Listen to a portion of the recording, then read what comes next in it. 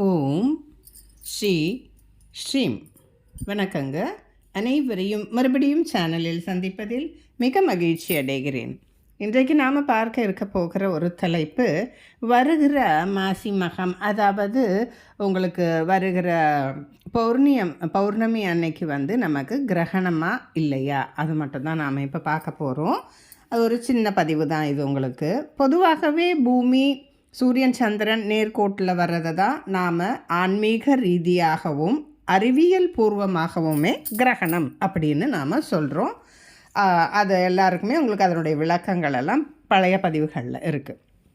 அந்த வகையில் பௌர்ணமி அன்னைக்கு வருகிறது சந்திர கிரகணம் என்றும், உங்களுக்கு அமாவாசைக்கு வருகிறது பார்த்திங்கன்னா சூரிய கிரகணம்னு நாம் சொல்லுவோம். அந்த வகையில் பார்த்திங்கன்னாக்கா உலகத்துக்கு நம்ம இந்த பூமிக்கு இருக்கிறது ஒரே சூரியன் ஒரே சந்திரன் தான்.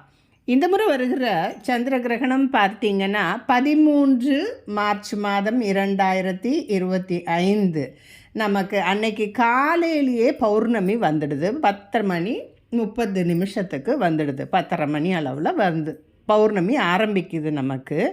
அது 14ஆம் தேதி வெள்ளிக்கிழமை மத்தியானம் 12:35 வரைக்கும் இருக்குது. உங்களுக்கு வியாழக்கிழமை காலையில் 10:30 வெள்ளிக்கிழமை மத்தியானம் 12:30 மணி வரைக்கும் இருக்குது. கிட்டத்தட்ட உங்களுக்கு 35, இதில் ஒரு 30 அந்த அளவுக்கு இருக்குது உங்களுக்கு.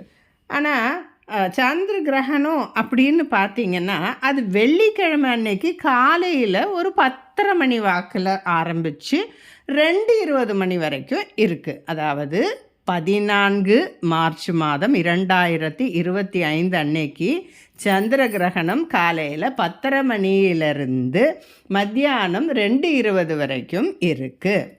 பொதுவாக பகலில் நமக்கு சந்திரன் தெரியாது. அதனால் அந்த நேரத்தில் எந்த ஊரெல்லாம் இரவாக நடக்குதோ உலகத்தில் அவங்களுக்கு தான் இது அப்ளிகபிள் ஆகும். அவங்களுக்கு மட்டும்தான் இது கிரகணம்னு வரும்.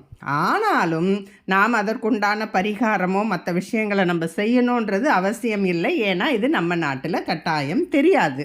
ஏன்னா நமக்கு அப்போ பகல் பொழுது தான் வருது உங்களுக்கு.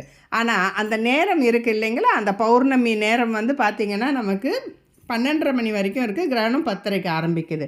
நாம் சில பூஜைகளையும் நாம் சில ஸ்லோகங்களையும் சொல்கிறதுனால ஒன்று பன்மடங்காக பெருகும் என்பது நம்மளுடைய சாஸ்திர நம்பிக்கை.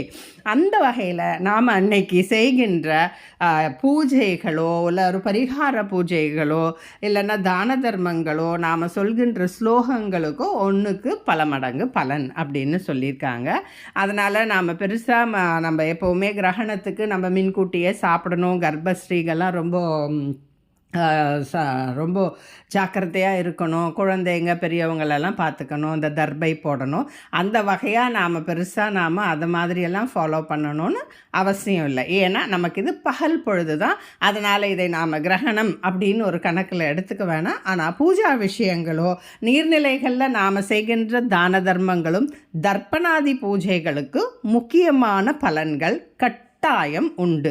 அதனால் அந்த நேரம் 10:30 மணிலேருந்து 12:30 மணி நமக்கு ஒரு 2 மணி நேரம் அந்த பௌர்ணமி திதி நிறைவு இருக்கிற நேரம் நமக்கு வர்றதுனால இந்த பூஜை விஷயங்களுக்கும் மற்றபடி நமக்கு நீர்நிலைகளில் செய்யக்கூடிய தர்ப்பணங்கள் அதையெல்லாம் நாம் செய்து அதனுடைய பலன்களை நாம் பெற்றுக்கொள்ளலாம்.